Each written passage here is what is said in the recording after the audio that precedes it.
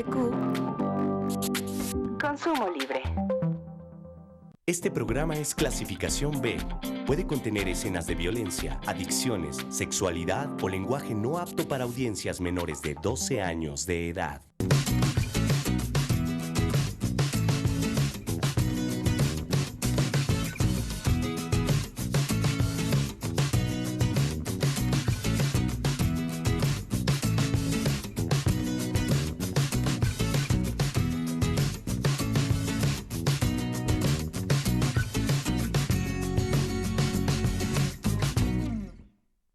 Muchas gracias por acompañarnos de nueva cuenta en Suma 2, este foro de expresión y análisis de los asuntos contemporáneos más importantes para usted, para la vida de su familia, de su comunidad. Hoy tengo el gusto de estar aquí con dos colegas, dos conocedores profundos de la palabra escrita y de la palabra hablada.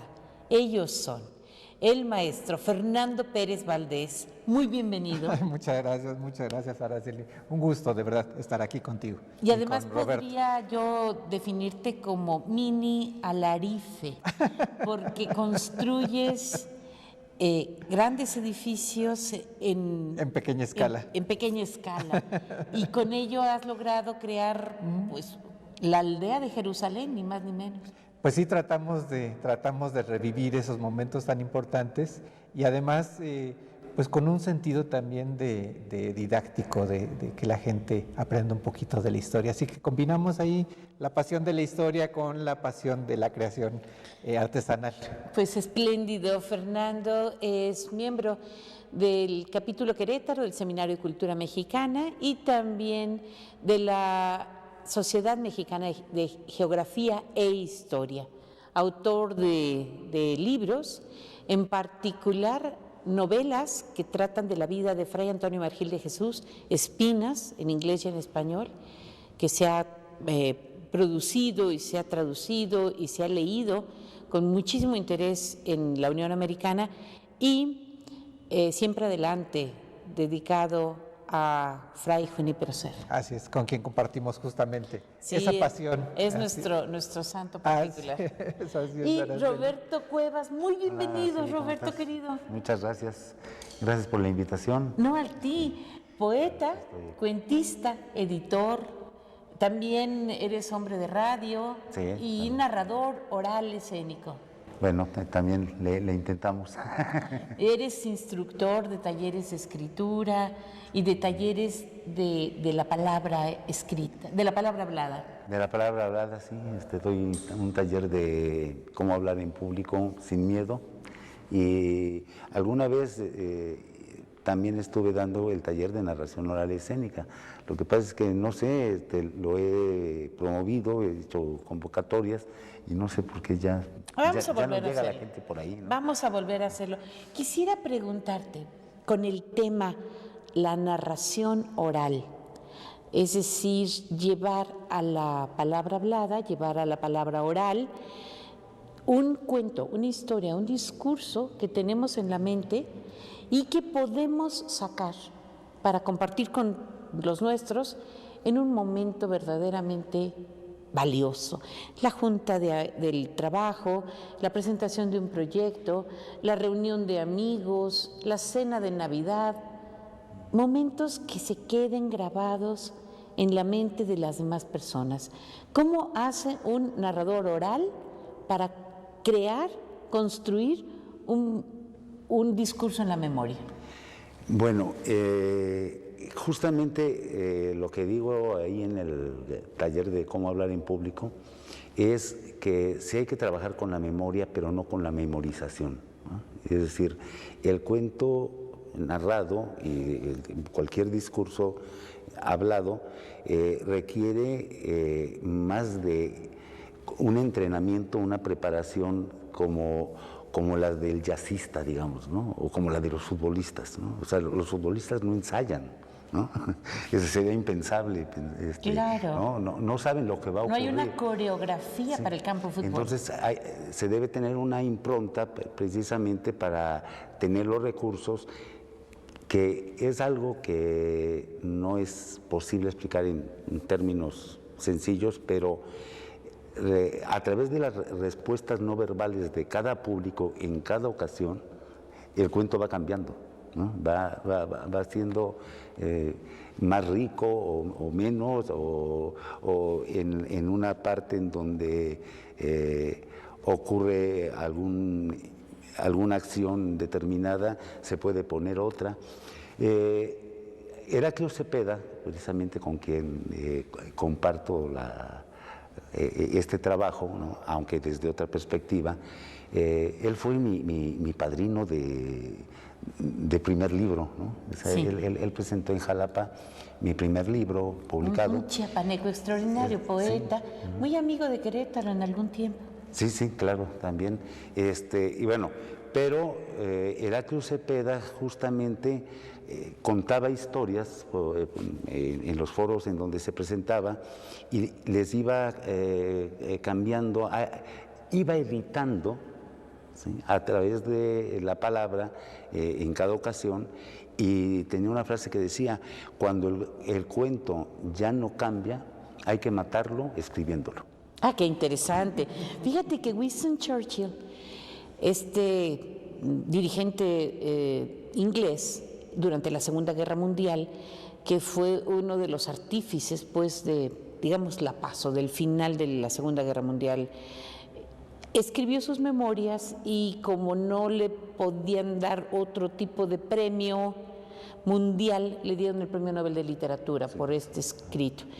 Y él decía que un libro toma cuerpo en la mente, comienza a germinarse como un pequeño embrión y luego crece y se va apropiando de la mente del autor y va siendo un tirano que le dirige todos los momentos de la vida, cierto, y que totalmente. es una voz interna que llega a callar la voz propia.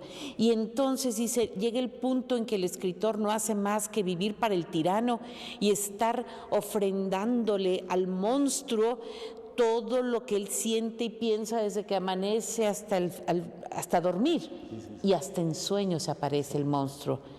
Entonces hay que decapitarlo y mandarlo a la imprenta. Sí, y es que el lenguaje es oralidad, ¿no? La escritura es un sucedáneo, ¿no? 40,000 años de historia, de las que solamente 5,000, es decir, 35,000 años de historia, fue oralidad, ¿no? De prehistoria, porque no se escribía, Exactamente, ¿verdad? sí. La historia comienza en el momento de la escritura. Pero 40,000 años antes ya teníamos el lenguaje. ¿Te acuerdas de esta novela espléndida de Mario Vargas Llosa que se llama El Hablador? Ajá. Donde él, una especie de Mario Vargas Llosa, una voz narrativa en primera persona, Un alter ego. un alter narrativo. ego, que es Vargas Llosa también, entra a una galería de arte en París y encuentra unas fotos en blanco y negro donde hay una tribu africana contemporánea, todavía, digamos, anterior a los medios electrónicos en su manera de vivir, que están alrededor de una fogata escuchando a un narrador de historias, donde él descubre que fue su compañero de secundaria. ¿Te acuerdas? El narrador. Es una maravillosa historia de Vargas Llosa, una novela, pero en la que él habla con mucha, de una manera muy prolija, sobre la importancia del idioma hablado. ¿Qué me cuentas, Fer? Coincido contigo, Araceli, justamente en lo que mencionabas de cómo los personajes del libro se van apropiando de tu vida, y llega un momento en que cuando estás a media producción de una novela, realmente estás conviviendo con los personajes. Yo no le llamaría un monstruo, porque realmente a veces los personajes son muy agradables, no todos son un monstruo, pero sí se apropian de tu vida.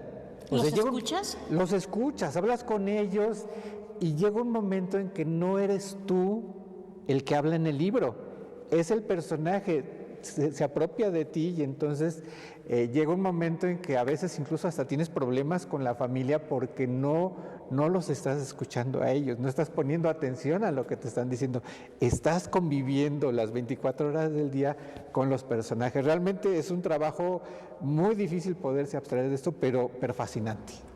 ¿No es un poquito como una esquizofrenia? Yo creo que sí. Como una patología en la que el que escribe no puede, digamos, integrarse por completo a la realidad mientras esté escribiendo, ¿no? Sí. Esto no pasa todo el tiempo. No es como un trabajo de 8 horas en donde tú vas a la oficina y al salir de ahí, bueno, el trabajo se quedó en la oficina. Aquí no, el trabajo te lo llevas y estás en misa y estás en un restaurante y estás en donde sea y llevas todavía el trabajo. Entonces yo creo que sí es muy difícil. Para los que conviven alrededor de un escritor, créeme que ha de ser muy, muy difícil, ¿no? Yo lo veo desde adentro, entonces no me preocupa, pero los que están alrededor ha de ser muy difícil, que uno está totalmente fuera de la realidad, está sumergido en la historia y hasta que no termina es cuando finalmente te liberas de esos personajes. Ahora, ¿cómo hacer de esa historia que tú estás inventando para escribir algo que te lleve a narrar de manera oral? Yo creo que justamente eso es lo interesante. Cuando tú esa narración la haces oral, la haces interesante. Es decir, cuando conviertes los textos en narrativa, es cuando realmente puedes atrapar al lector. Por tener un ejemplo, en una historia vas a hablar de algún texto, de un edicto del rey, de una carta, de un mapa, etcétera. Lo más lógico es presentar el texto tal cual, ¿no? La evidencia, pero lo interesante aquí es narrarlo. Por ejemplo, narrar cómo se dio este mapa, cómo se produjo, cómo se realizó, y entonces realmente ahí es cuando atrapas al lector, ¿no? Porque realmente le estás contando la historia, lo estás narrando. Sí. Y eso es lo que hace interesante un Ahora, texto. para nuestros televidentes, para la gente que nos está haciendo el favor de escucharnos, ¿qué consejo le darías tú a ellos de cómo hacer de una historia que han leído o que se les ocurrió o que escucharon de sus abuelos algo que platicar en la oficina para tenerlos a todos interesados? Pues realmente vivirla, ¿no? Yo creo que hasta que vives realmente las historias es cuando las puedes transmitir, ¿no? El otro día platicaba justamente con una persona y me decía que quería quitarse los nervios al subir a un escenario.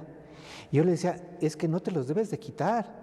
Realmente lo que debes de hacer es aprovechar esos nervios, todas esas vivencias, todo eso que has conocido, todo eso que has aprendido, lo debes de juntar y entonces lo debes de transmitir. Y en ese momento es cuando realmente atrapas al lector o atrapas a la audiencia, ¿no? Cuando transmites lo que estás viviendo. Si estás frío, si estás simplemente dando a conocer una información, pues te vuelves la persona más aburrida. Realmente es hasta que lo vives y esas vivencias las transmites cuando realmente logras que una narración oral sea interesante, sea apasionante y que atrape al público.